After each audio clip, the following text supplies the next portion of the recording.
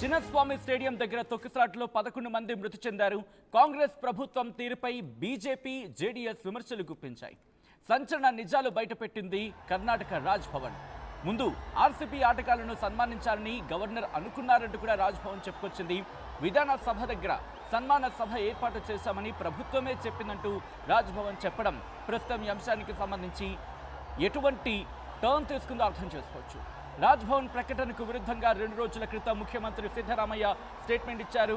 KCA అంటే Karnataka state cricket association గవర్నర్ను ఆహ్వానించిందంటూ ముఖ్యమంత్రి సిద్ధరామయ్య ప్రకటించారు. కర్ణాటక రాష్ట్ర క్రికెట్ సంఘమే నన్ను ఆహ్వానించింది అంటూ ముఖ్యమంత్రి సిద్ధరామయ్య చెప్పడం, తొక్కిసలాటతో తనకు ఎలాంటి సంబంధం లేదు అంటూ ఆయన చెప్పుకురావడం, ఆ తర్వాత కాంగ్రెస్ ప్రభుత్వంపై కర్ణాటక